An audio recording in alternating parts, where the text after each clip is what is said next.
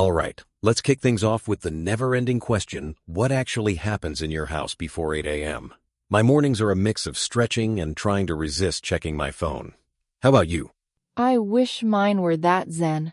I usually slam the alarm at 7 a.m., then it's straight to the sink to brush my teeth and wake up my face. But honestly, the real moment of peace is that first cup of coffee. Nothing starts till then.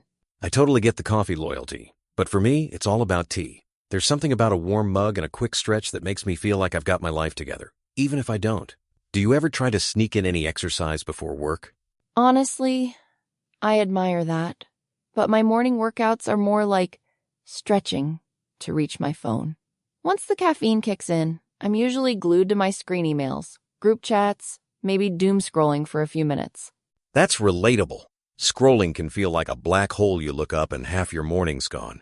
Then it's breakfast time for me. Fruit and yogurt keeps me going. What's on your breakfast menu? Mine's a bit less virtuous: bread, cheese, sometimes eggs if I'm feeling fancy. It's basically the whatever I can grab approach, but after that, it's a mad dash to get out the door. When do you usually head off?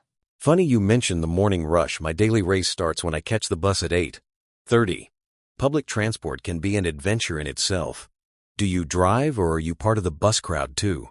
I'm a car commuter, for better or worse. It's just me, my playlist, and a parade of red lights. The drive's about 20 minutes if traffic behaves.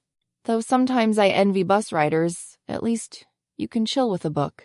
Honestly, sometimes I wish I could just zone out to my own music instead of overhearing everyone else's phone calls on the bus. But hey, at least we both arrive at work more or less alert. Once you're there, does your routine change much? Not really. Work mode is full-on laptop tunnel vision. Email chains, meetings, endless reports.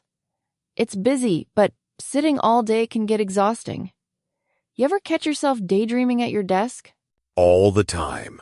My eyes glaze over halfway through some spreadsheets and I start thinking about lunch. That actually reminds me, ever notice how often we use words like usually or sometimes when talking about our routines? That's a good catch. Those little words, always, usually, sometimes, never, are everywhere in daily routines. They just sneak into conversation. Like, I always brush my teeth, but I sometimes skip lunch if work gets crazy.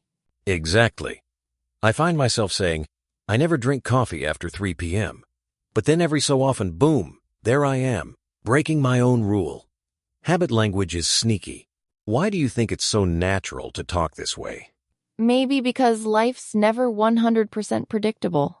Saying usually or sometimes just covers all those little exceptions, like I usually cook dinner, but sometimes my fridge is basically empty, and it's takeout again.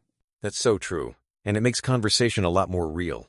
So, listeners, a little challenge. Try describing your daily habits out loud using those adverbs. Who knows? You might discover something funny about your own routine. I like that idea. And now that we've survived the workday, what does your afternoon look like once you're off the clock? After work is when things finally breathe a bit. I usually swing by the grocery store or start dinner, nothing fancy, just pasta or a quick salad.